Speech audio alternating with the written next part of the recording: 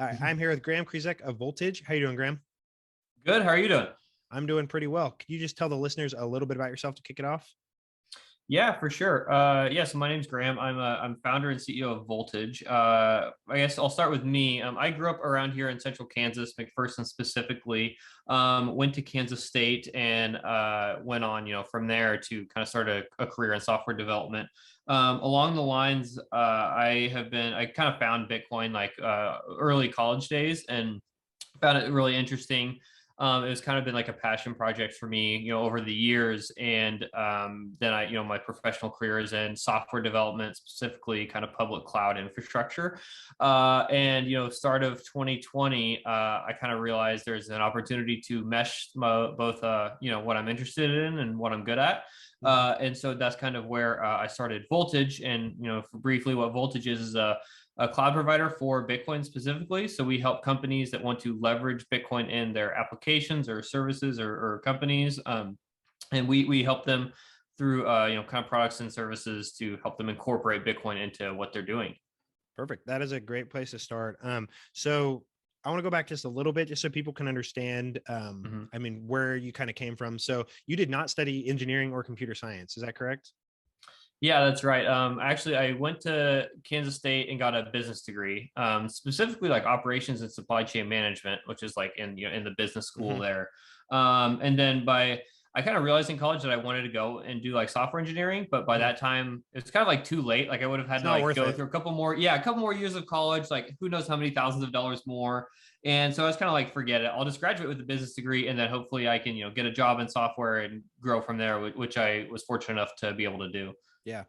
So did you teach yourself programming? Was it kind of like you got on at one of the companies you started to work for and then learned it, or what was that process like?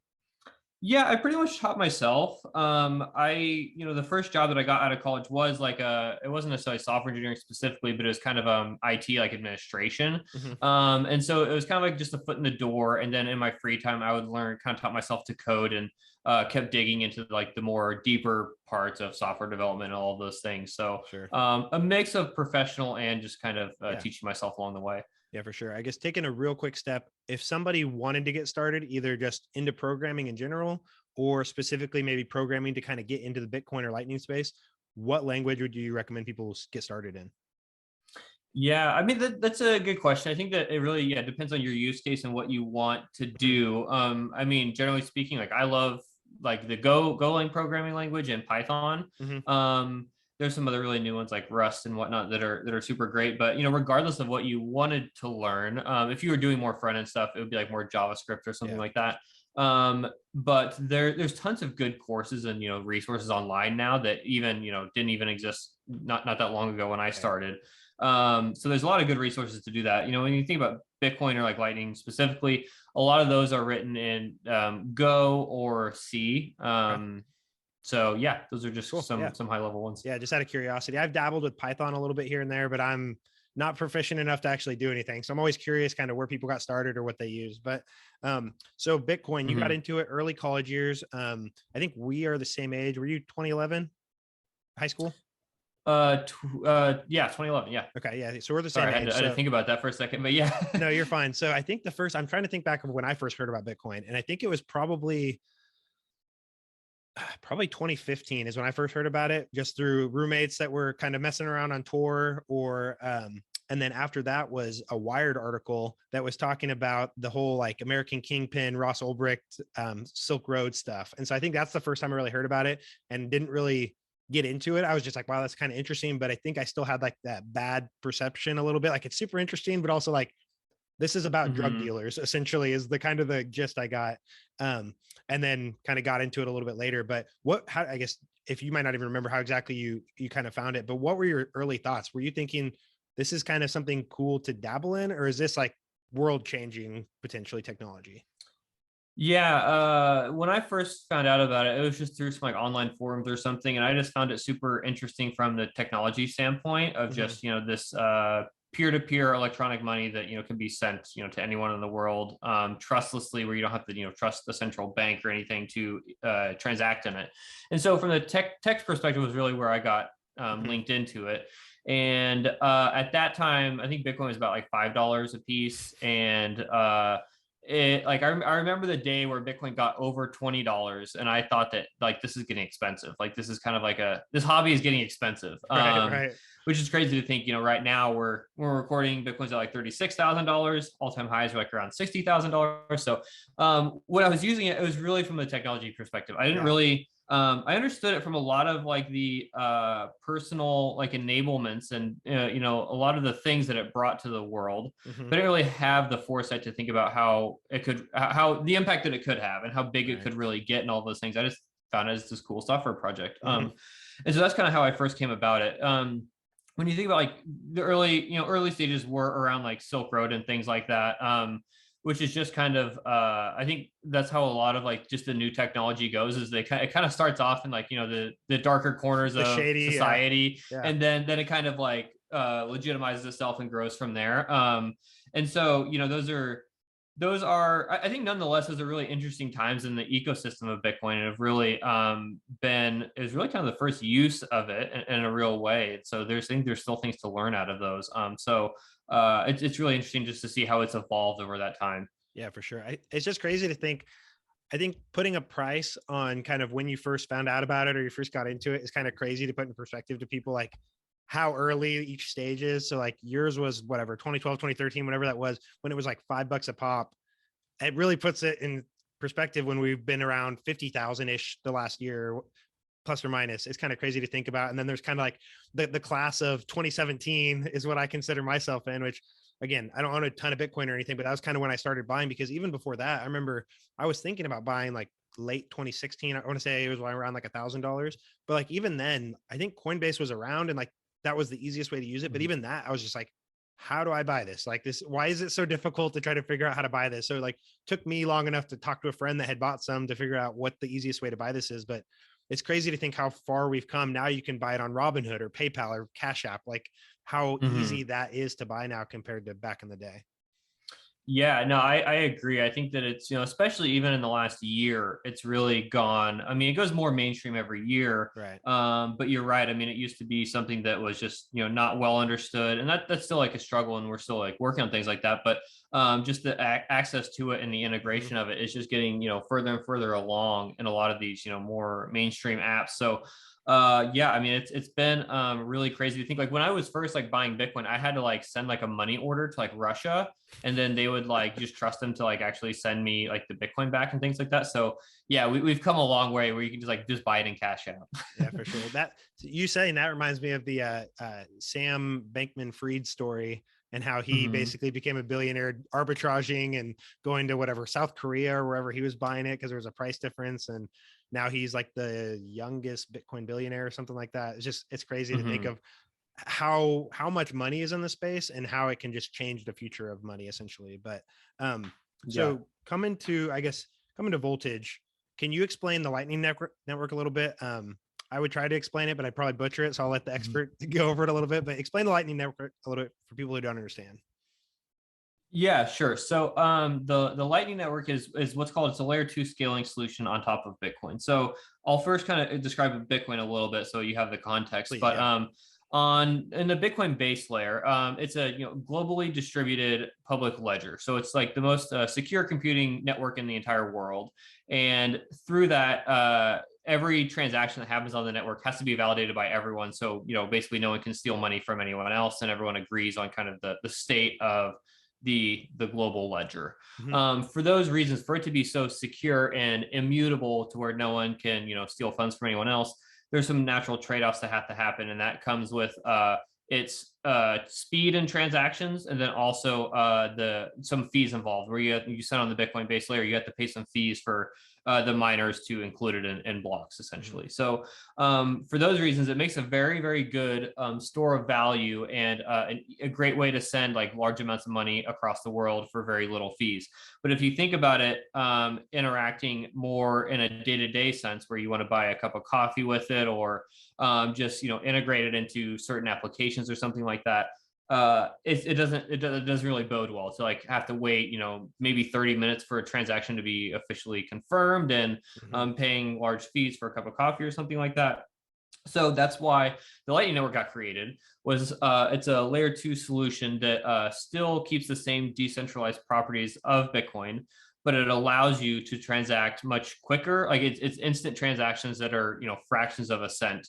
So it's quicker and cheaper than the Bitcoin base layer, and then you still get all the same assurances of Bitcoin in that it can't be modified or stolen in the middle or something like that. Mm-hmm. So really, that at the end of the day, that's what the Lightning Network was created to do, was to enable Bitcoin to be used in a lot new ways of both just faster transactions, but also enabling a lot of new technology to be built on it. So an example is, like, we have a social media platform that runs on us that uses the Lightning Network as their messaging protocol, and so it attaches a dollar value to every message that's sent on the platform, and that's like fractions of a cent, Mm-hmm. but it helps in that the social network is decentralized, so no one can kind of do censorship or stand in the middle of two people communicating. But then it also prevents spam because there's a dollar value associated with each message, and so it basically eliminates spam because it becomes cost ineffective to start spamming the communication. So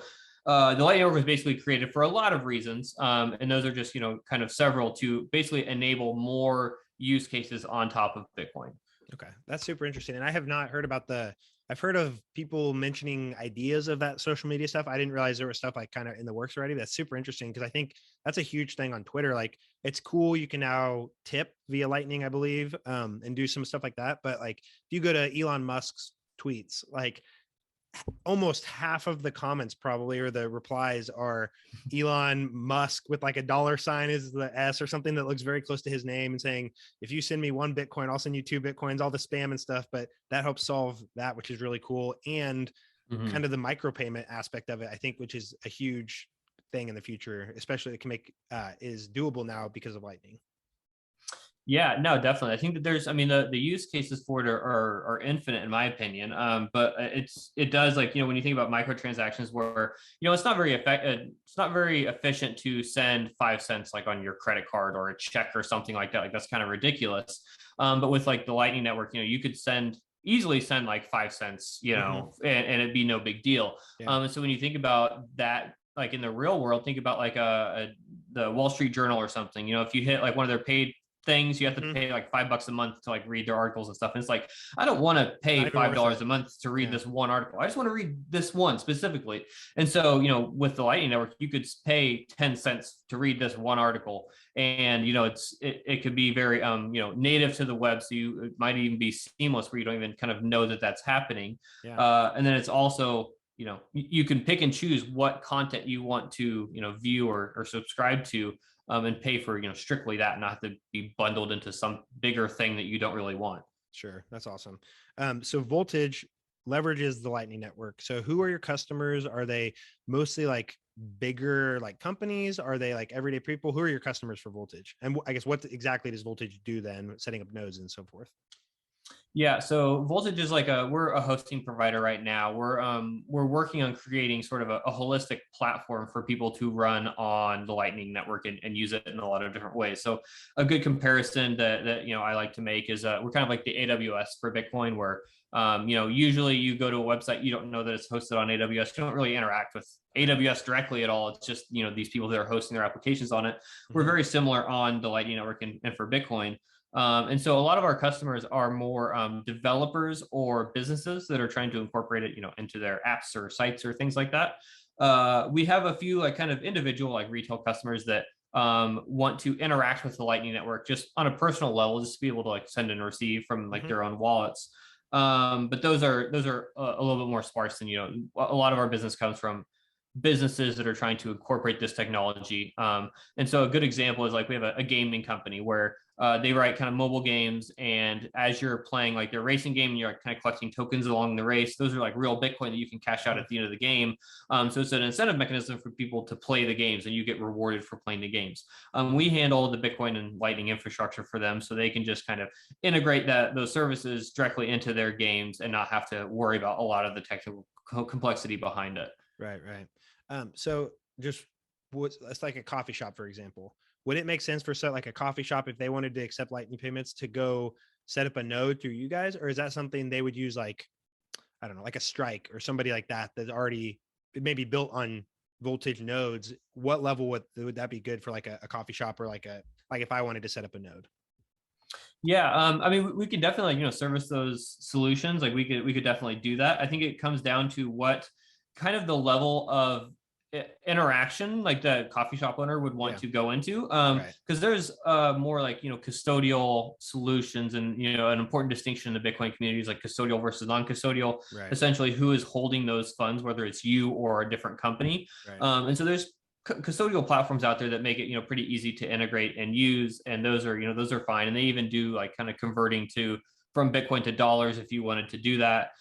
We are more kind of lower level, where we don't have any conversion mechanisms right now to convert to Gotcha. dollars. So if Yeah, you yeah. were accepting it, I mean, you would either have to hold on to it as Bitcoin, Right, or right. send it off somewhere to convert.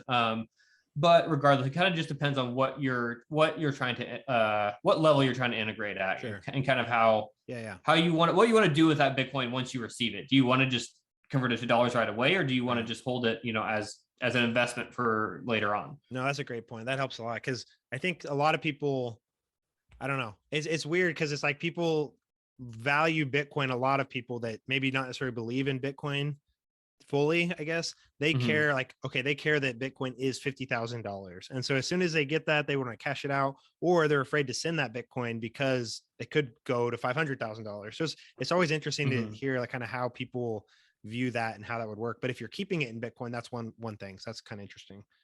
Mm-hmm. Um, Yeah, yeah, go ahead. yeah, and I think that there's like we accept like Bitcoin payments for our services, as well as like credit cards and things like Sure. that.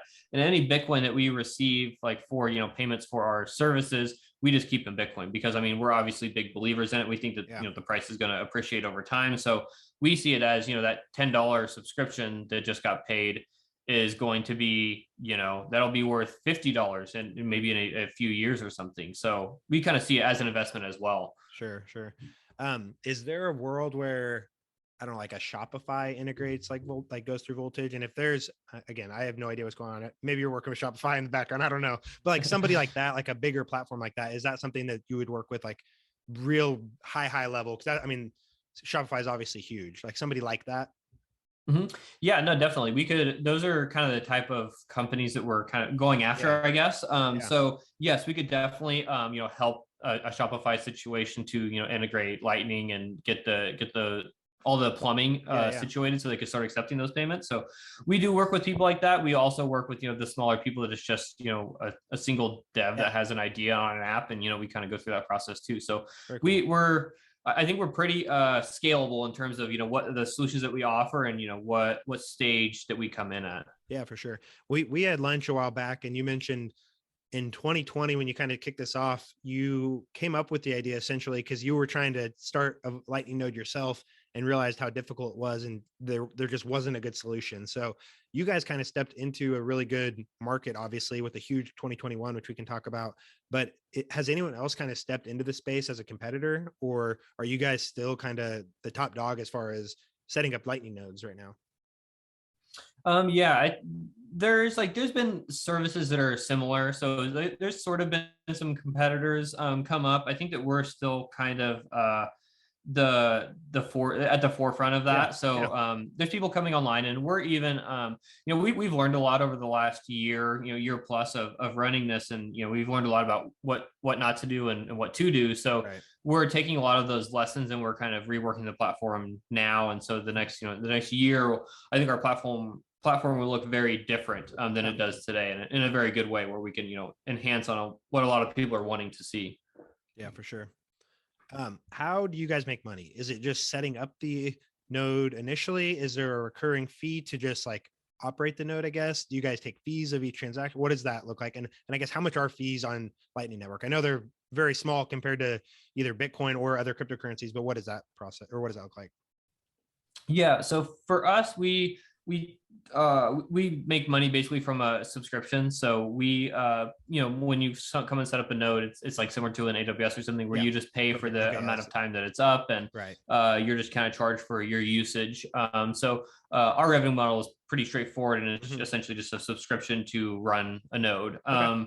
And then as far as fees on the Lightning Network itself, their fees can be as low as zero. Like people, it's kind of up to the people on the network what they charge for fees. Everyone can have their own fees that they set on their own node, and you can route through certain people and not route through other people. So fees could be as low as 0, where no one charges a fee, and and fees could be as high as people want. But generally speaking, it's like, fractions of a percent on a fee. Yeah, for sure.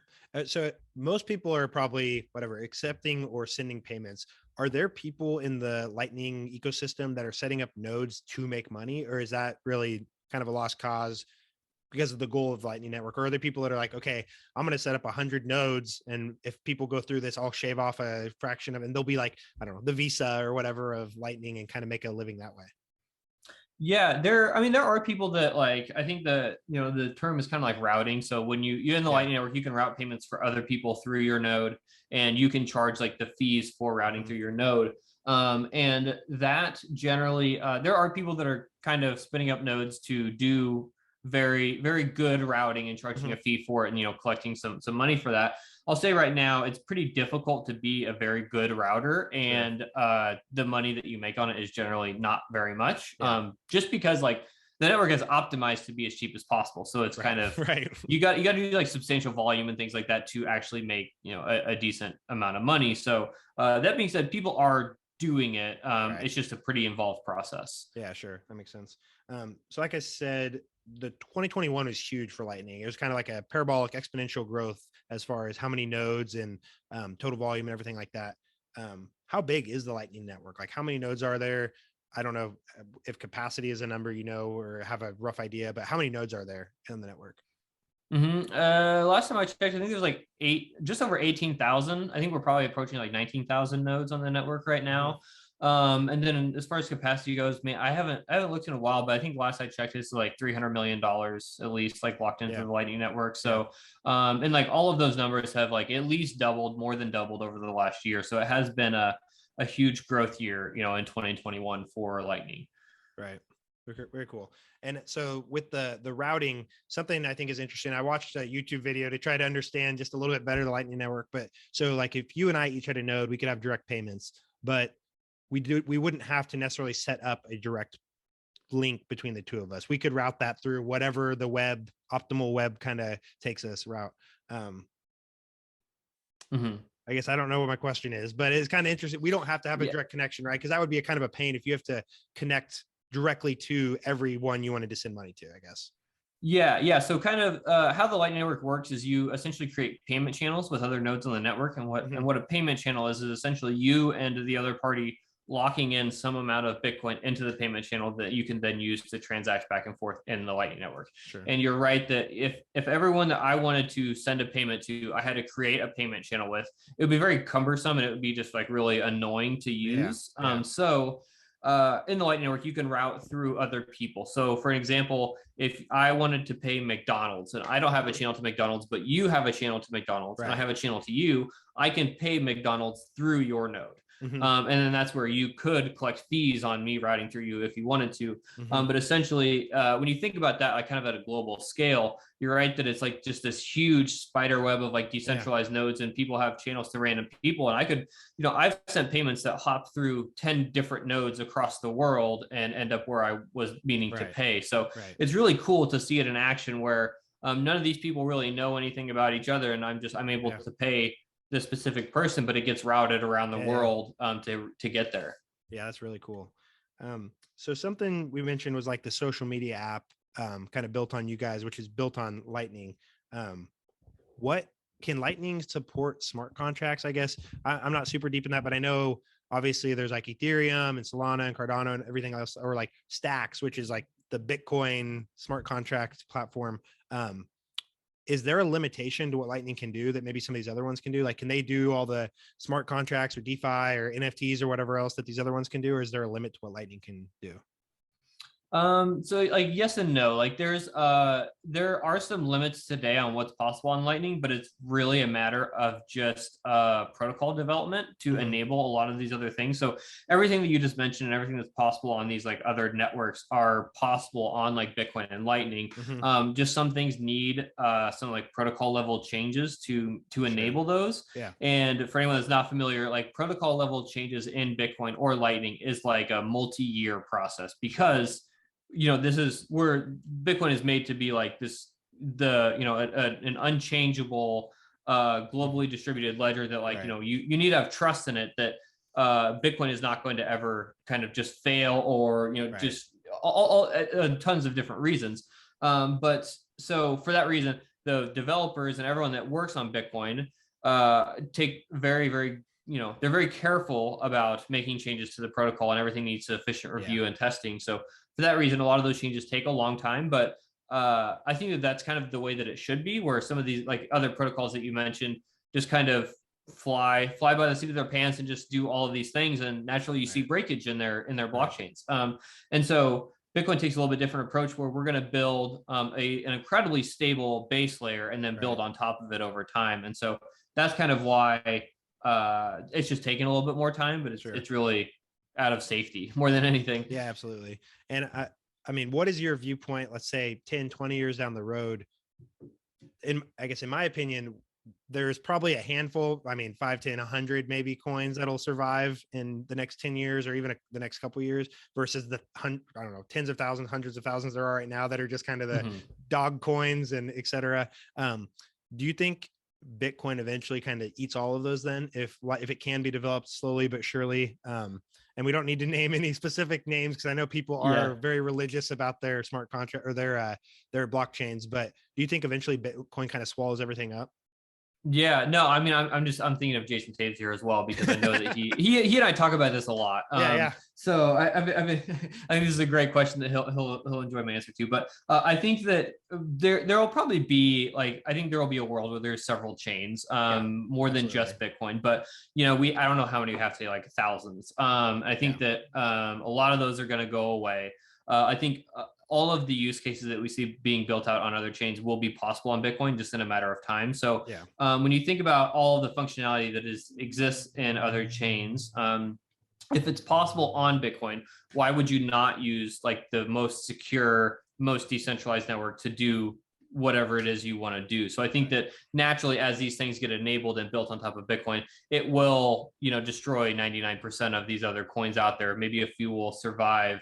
And I see this is kind of like pretty similar to like the internet bubble, to Yeah, for where sure. there's just so many companies out there. A lot of them don't really provide a whole lot of value, and then there was this big bust where Yeah. most of the companies got wiped out. The ones that were truly valuable, like the Amazons, stayed through, and that's kind of the way I see it Yeah. with this as well. Is a lot of these are going to go away, and Bitcoin will be one of the few survivors. Sure. Yeah, absolutely. What is your view on either the term or I don't know, the space of Web3 or DeFi NFTs? Do you even spend much time, or are you too busy building voltage to even give that kind of stuff much thought?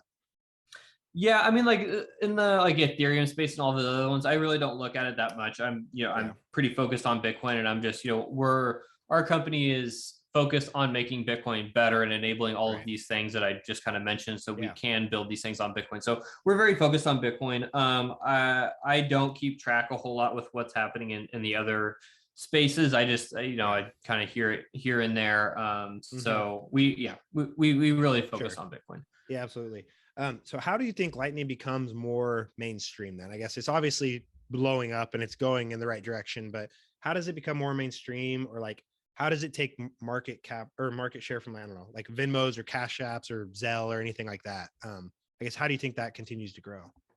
Yeah, you're right. I mean, the adoption has already been, I think, outpacing, even what I expected and things like that. Like El Salvador Right. made Yeah. Bitcoin legal tender this last year, and a vast majority of the transactions happening in El Salvador are on the Lightning Network. So it's already being used even more so than I expected. And so I think that over time, it's just going to continue to be adopted, like Mm-hmm. little by little, like we mentioned, Cash App just announced support for it. So I think it's going to be like kind of a slow and steady process that will bring adoption over time. Where I think that maybe it doesn't necessarily kill the Visas and PayPal's and all these things, but I think that they'll adopt it, Yeah. and like they'll integrate it, because I think they see that as it's either going to ruin them, or they can get on board and start leveraging that technology themselves. Yeah, for sure.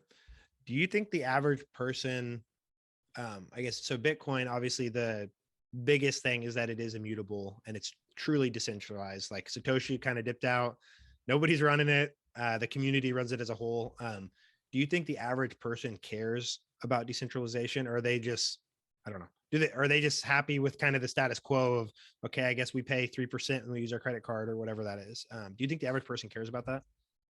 I think that everyone does care about that. It's just a matter of when they come to realize it in Mm, kind of their life or their experience. yeah. Because like I think that there's a lot of people that will say that they don't, but I think that there will come a time where they get their bank account frozen, or they, Mm-hmm. like if they're a small business and they're getting eaten up by the 3% fees, or whatever it is, where they're, maybe in an oppressive state, it's Yeah. not, that's outside of the US, where they just come and seize your bank account, things Mm-hmm. like that. I think it matters to everyone. It's just a matter of whether they've kind of woken up to that or had an experience that has triggered that for them. Yeah.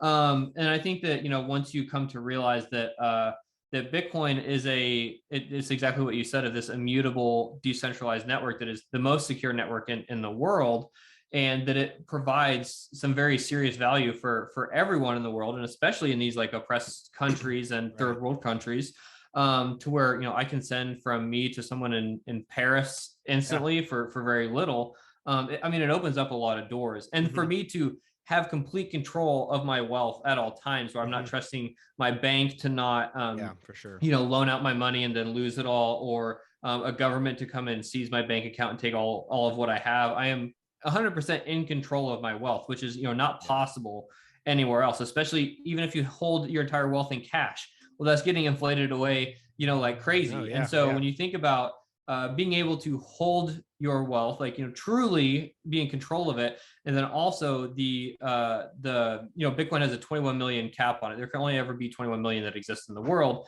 And so when you think about that, and more and more people wanting it, it's going to appreciate in value. So I think Right.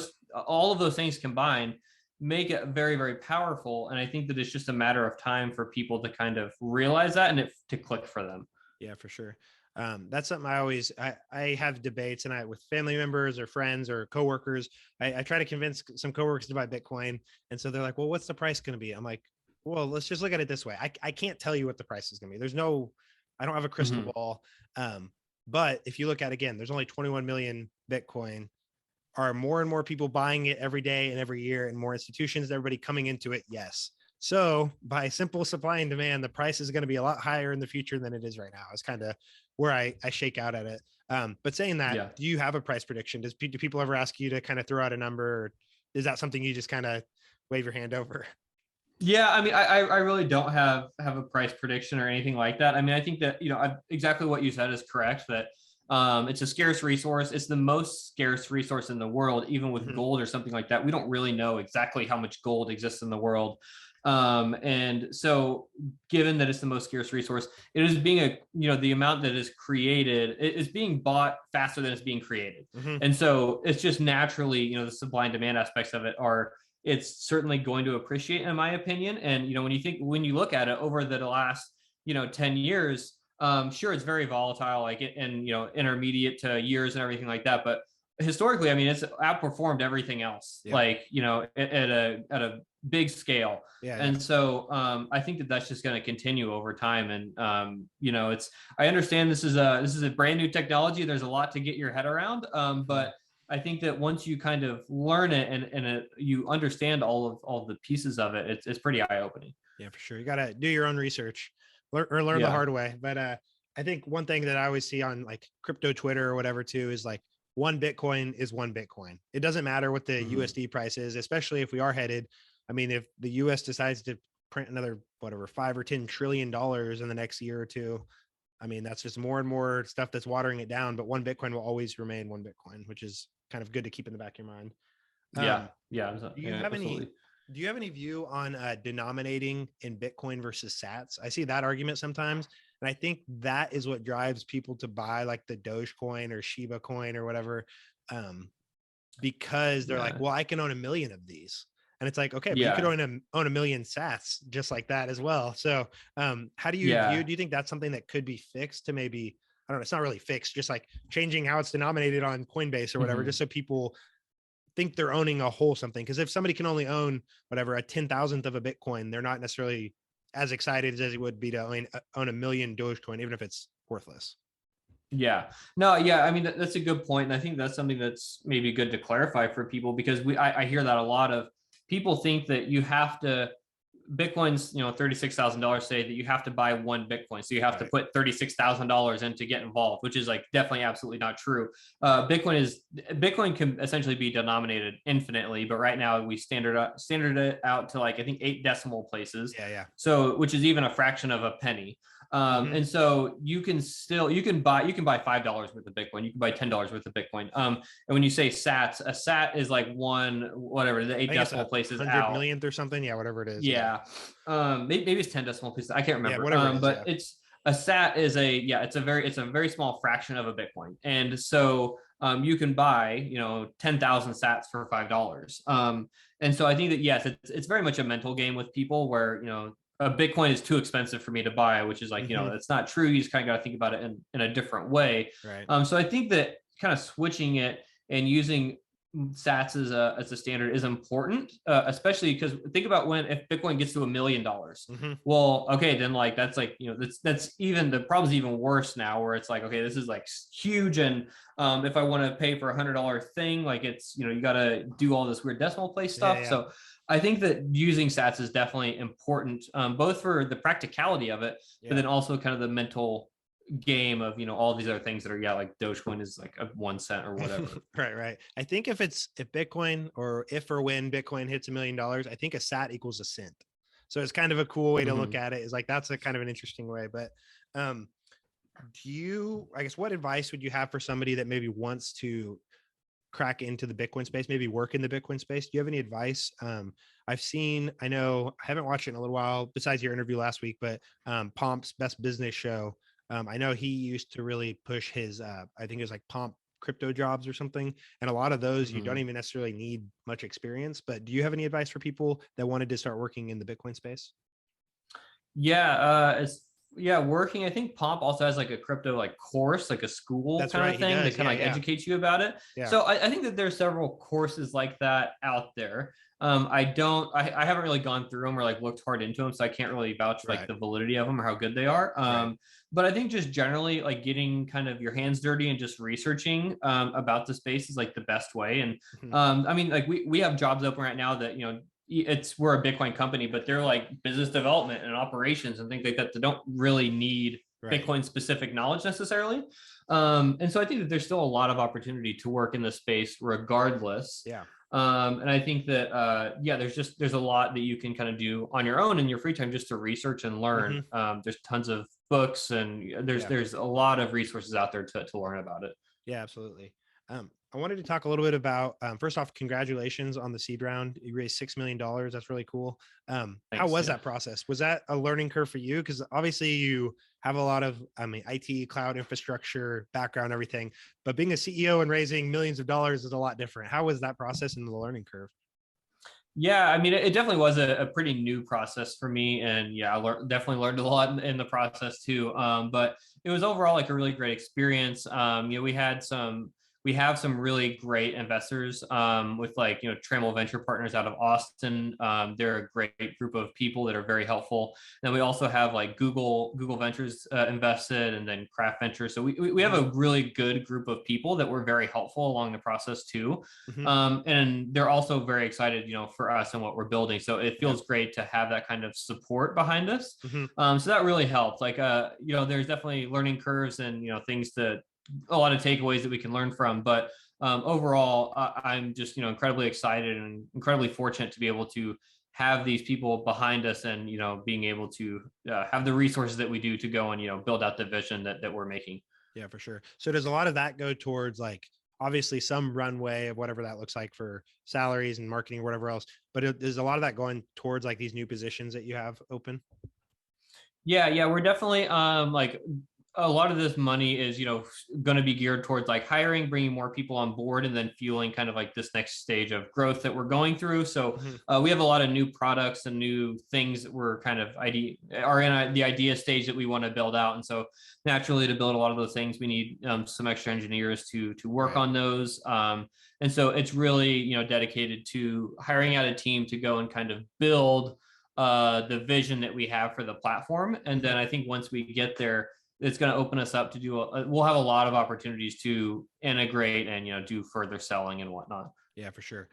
So this was the seed round. Is that correct? Yes. Yeah. So you had previously raised a little bit of money to get started, right? What is that? Just like an angel round, or what is that? Yeah, it's like technically pre-seed. The terms in VC are just getting kind of muddy, and like all of the rounds and all of these things are kind of getting a little hard to keep track of. But we did raise a pre-seed round earlier in, I think, January of 2021. Cool. Very cool. And that was pretty quick after you launched. Was that a necessity to raise money that early, or was it just you kind of got on somebody's radar, Pomp or whoever else kind of was early investor? Were you kind of actively looking, or did they kind of come across what you're working on and you just needed some money? What was that process early? Yeah, it was a little interesting because I launched the product when I still I was working for Salesforce before I started the company, and I was still working for Salesforce when I was like making the product. And when we first launched, it was just kind of like this idea that I was seeing if, is this a valid idea? Do people actually want this? Can I get customers? Those things. And so I just kind of launched it just to seeing what it was like, and, got hooked up with, some of a variety of people that kind of like offered to invest. And, taking on the investment was really what I needed to do to jump out, quit my job and go into this full time and be able to hire as well. So it was, we were kind of rolling the platform. It was live before we had investment, right. But it was really an important step for me kind of diving in full time and right. Being able to hire out the team and all of those things. So it was a pretty big moment. And it was like, that was kind of like my first experience, like raising money before. So it was, a lot of feelings all at once of like quitting your job to do this thing that's like not even, it's kind of like an idea, but it was a crazy experience, but it was awesome at the same time and learned a lot. Yeah. I imagine that feels like longer than a year ago. Yeah, it seems like it's really crazy how fast things move. I think that's probably just general for all like founders and people that are kind of starting companies. Is I can't believe that it's been a year since that happened, and it just feels like 10 years. Yeah, I bet. That's awesome. So we're gonna mix it up just a little bit. I have a list of questions that I kind of ask all the people I interview.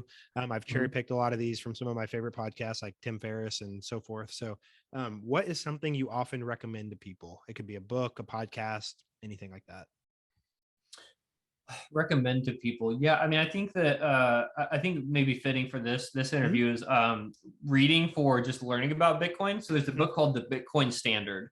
It's by Saifedean, and it's a great explanation on kind of like why Bitcoin is important, what the problems it solves is, and it kind of, I think it answers a lot of questions that people have around like, well, what does this all mean? Like, what is, sure, it's this tech that's out there, but like, what does it kind of mean at a lower level?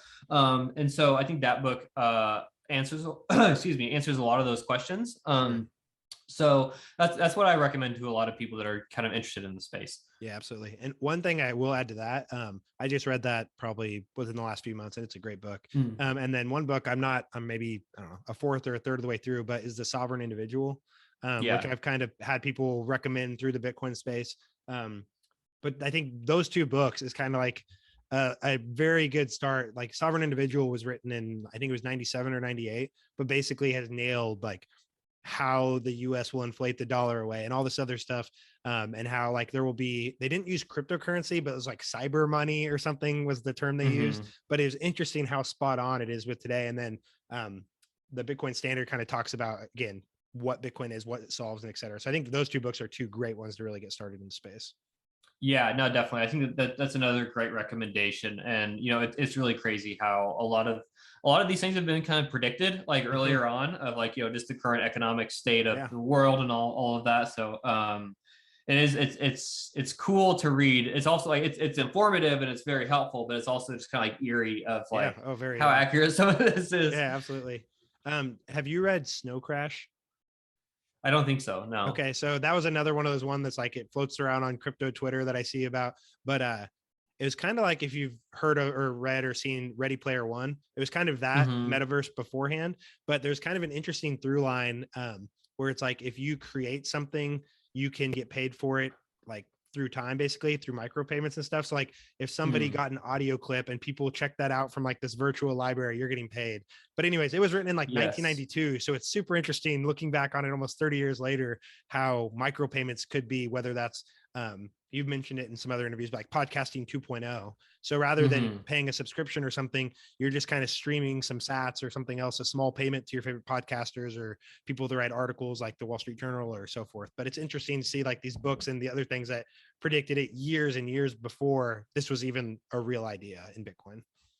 Yeah, no, definitely. It is cool. I mean, it's great, and that's a great example too of what's possible with this technology. I think that a lot of people saw it coming and had a lot of these ideas, but the technology didn't exist then, and so all they could do is write about it. And now we're kind of further along where this technology does exist, and we can do actually make these things happen. Yeah, for sure. And I have some more questions, but take a real quick step back. Do you know who Satoshi is, or who do you think Satoshi is?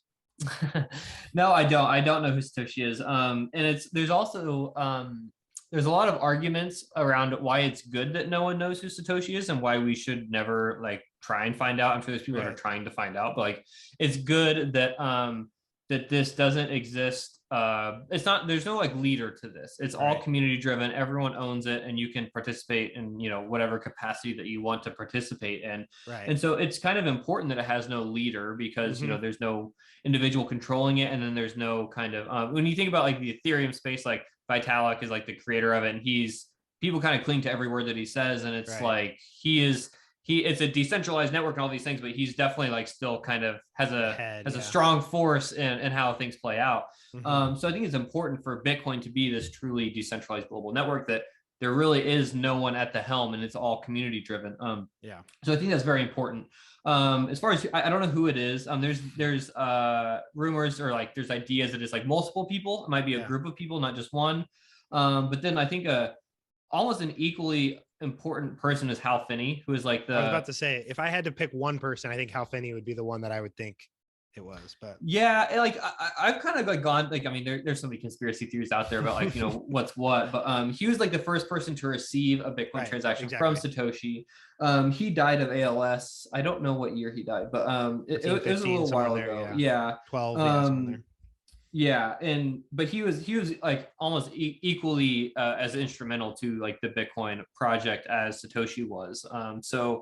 I mean, he's someone that has a real world identity that, in my opinion, is equally as important. Yeah, for sure.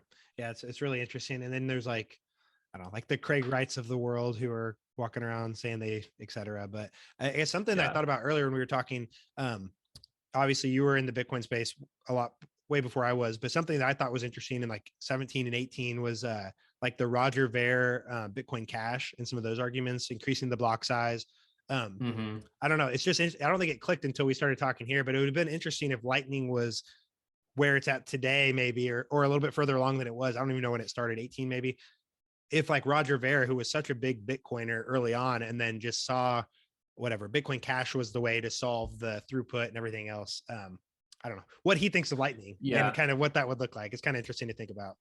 Yeah, I don't know if he's made any kind of statement. I'm sure he's made statements on Lightning like since then. I don't know what they are, but the whole like, for context, the block size war was there's a big divide in the community in Bitcoin of whether we should increase the block size of like how many transactions you can put in a Bitcoin block, which would increase scaling and do a lot of the things that the Lightning Network is kind of solving.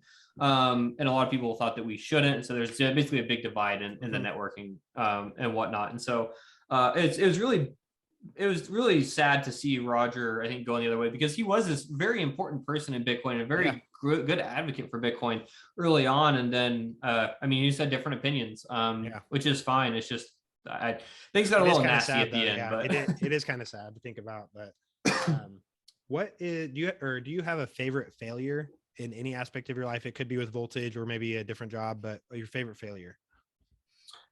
I don't know if I necessarily have a favorite failure. I'm trying to, I think that it's I don't necessarily think I have a necessarily favorite failure. I think that what I really like to think about is like I have lots of failures, like lots of little failures. And I think that those, cumulatively really shape like, where I am today and like things with Voltage, like, I'm still making mistakes and failures, at Voltage and like, just working through it as we go. So that's a great question that I can't pinpoint any one particular failure. I'm sure like I'll have one after the show or something, but No, in yeah. general, like I think that I'm one of those people that really takes every failure like kind of and really tries to take a lesson out of it. And so I think that there's been millions of small failures kind Yeah, of yeah. build me up to like where we are now. And so I wouldn't say I have a specific one, but cumulatively, Yeah. there's a lot there that have helped me. Oh, for sure. That's a hard one too. I put you on the spot. So I sometimes I'll provide these to people beforehand, but I like to put people on the spot too. That's a good, I mean, that's a good question. Like I said, I'm sure I'll have like an answer to it. I'll just like, I don't know right now. Right, exactly. Oh, for sure. So the next one's kind of the flip of that. What is your definition of success? Or how do you define success in your life? I define success like, I mean, I define success in Voltage as just enabling more people to be able to get to know Bitcoin and use Bitcoin. And so I think that, that could be like, whether it's, through Voltage itself or just enabling people to get familiar with the space and then, just explore and start building their own things or whatever it is. I see that, success as being just increasing the people that just understand Bitcoin and are believers in the technology and can see the value that it adds. On a more personal level, I mean, I just see success as like building up people around me. I see that both like in my employees and then just like the greater Bitcoin community, the Wichita community, the startup community that we have here. I really just define my success by how many people that I can help. And I think that there's a lot of opportunity there, in all of those like areas that I just listed. And so that's what I see my job as a, CEO and kind of a leader is just, none of this is possible like without the people that I have with me. And my job is just to enable them to do the best that they can. Like Sure. I think that's kind of at the root of a CEO's job is just to enable. Yeah. And so that's kind of how I define success is helping as many people as I can. Yeah, absolutely. Tell me about a life motto that you live by, or what is some of the best advice that you've received? A motto of this is probably kind of cheesy, but like a motto that I like to live by is it's K-State's creed, and it's ruled by obeying nature's laws.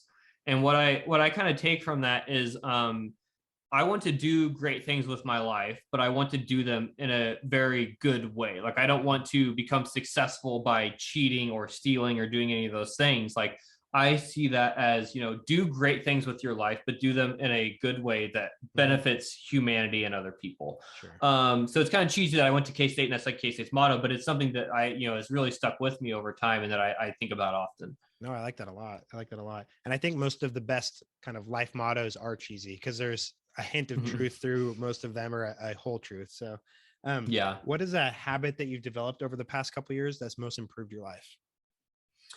Um, I've gone through kind of a lot of change, like kind of starting my company and stuff, and the biggest challenge is like figuring out like work-life balance and like how do I this is like my everything like work-wise, and so like how do I make this successful, and like how do I also have a life, like I have a wife and kids and things like that. So I think that there's been a lot of changes that I've made in terms of like kind of setting boundaries for myself as far as work goes, and being able to like try and disconnect as much as we can. But then additionally, I go through a lot of phases of I've gotten really into fasting, abstaining from like alcohol. I even take like cold showers, really kind of like really focusing in on like the important pieces of life and what I need to really hone in on. And I think that removing a lot of the excess of social media and like snacking and all these other things, I think just really distracts you and gets you. I'm a person of comfort, so I like to just like find comfort and just like live there and like never leave. And I think that's not really that doesn't help you grow as a person. And so I really try and push myself to do new things to enable me to kind of take different perspectives and then also just grow, professionally and personally. Yeah, absolutely. What are some practical tips that you have learned, I guess, to kind of delineate the work-life balance? As somebody that I believe you work from home most of the time. I work from home a little bit now, but I think most people have moved to some sort of remote work, whether it's temporarily or permanently. What have you found that works for that? Is that kind of make sure you're in your office when you're working and you're not in your office, you're not working outside your office? What does that look like? I've tried to stick with that rule, but it's like that's a hard thing to actually do because like with my kids, it's like well, like maybe I need to like watch my oldest, which doesn't really need a lot of supervision, so I'll just kind of work upstairs at the same time. So it's hard to actually set those boundaries for real.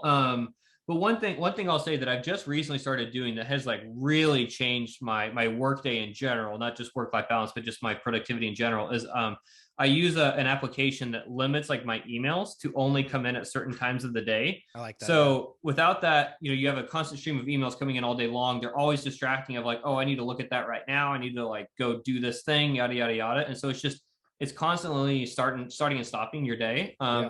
I have it set up to where, I get my emails at like 9, noon, and 3. And I have it even on my calendar of like 9 o'clock, I'm going to process the email queue that comes in. I like that. And then I'm never looking at email again until noon. And then I'll process that. And like, that has been a huge productivity boost for me. So I recommend that to like everyone. Yeah. What is that called? Is there a name for that? There's like an app that's like a Gmail add-on. It's called Boomerang. Okay. I'm going to download that. That's awesome.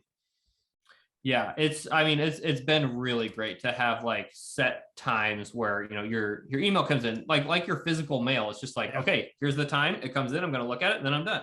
Yeah, I think because it is super distracting, whether it's text messages or emails, it breaks kind of the flow state. Like if you're in the zone and then you get an email in and it's not important, like it can wait. You can probably wait till tomorrow, but it's like you go and take it right then because it's there and it's easier to answer that than probably whatever you're working on. That's very like, I think Tim Ferriss might have mentioned that in the 4-Hour Work Week or something, to kind of batch things like that and to check your emails in certain. I like that a lot. I just got a couple that are kind of Wichita specific now. And it's kind of nice because you haven't always lived here. So what is your favorite part of Wichita, or what's a hidden gem that you found in Wichita?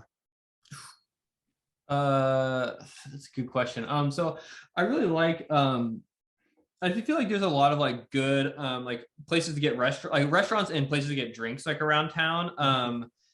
Lava and Tonic, that's it. I actually haven't been there, so I've heard of it, but I haven't. I'm gonna you have to like cut out like that piece and be like rambling about places, but Lava and Tonic is a cool place. Like it's really cool atmosphere, and it's they got good drinks and whatnot. So it's a when you go in there, you don't feel like you're in Wichita. Cool, And so, that's a pretty cool place. I will have to look that one up. That's cool. Okay. Nobody's recommended that before. So that's a good one. Good job. Nice. I guess real quick on that note too, are you an East Sider or a West Sider? I am East Sider. Okay. Me too. East Side for life. But and then the last local Wichita question, are you attached to Century 2 or do you care about the outcome of Century 2? I'm not attached to Century 2, and that's probably because maybe because I didn't grow up here, so I don't have the same attachments as some other people. So I think I'm on like the side of like let's like tear it down or do something with it like new. Because I think that there's a lot of opportunity to do some really cool things with the space in the area and whatnot. So I'll just say I'm not attached to the Century 2 building. So whatever comes of that, we'll see. But sure, that's my view. That's fair. I did grow up here, and I mean, I think it could be used a lot better. I think it'd be a lot cooler to have like a really cool park and build like a new performing arts center and everything else. But at the bare minimum, I would like us to just make a decision and move forward. Yeah, because the indecision is killing us. Yeah. Is there anything you wish Wichita had that it doesn't, or what would you improve about Wichita? I wish I had an Apple store. It's always sucks when I need to like go to it's helpful to be in an Apple store sometimes, and nearest one's like Kansas City. So that's probably a pretty lame one, but that's something I've thought of many times. That would be helpful. Is an Apple store. I think there's was a Simply Mac or something like that. It's like a authorized dealer, but yeah, it's not the same Hmm. as an Apple store. Yeah. Yeah. Just the last question before we kind of send you off, but what does Wichita mean to you? I mean, Wichita has really been a community, which is again maybe I'm doing too many cheesy things here, but I feel like Wichita is because I've lived in like Denver and some other cities, and I think that Wichita is definitely the most community driven city I've lived in, like both in the Wichita startup community, in our own like local community, like with our church and things like that. Everyone here is very kind of welcoming and wants to help and just be involved and do things together. And so I see Wichita as being one of the best community driven cities that I've lived in. Awesome. I love to hear it. Graham, thank you so much for coming on. I'm glad we could talk Bitcoin, talk Voltage. Where can people find you or find out more about Voltage? Yeah, Voltage, you can find us at voltage.cloud. That's our website. On Twitter, we're voltage_cloud. You can find me on Twitter too. My handle is GKRIZEK. So yeah, you can find us there. Reach out if you have any questions or like, just want to, say hi or whatever. Always interested in meeting people and, teaching them about Bitcoin. Yeah, absolutely. Well, thanks for coming on. We'll have to do this again at some point in the future as the Lightning Network continues to explode and Bitcoin adoption and everything. Good luck with everything and look forward to seeing you soon. Yeah, sounds good. Thanks for having me on. See ya.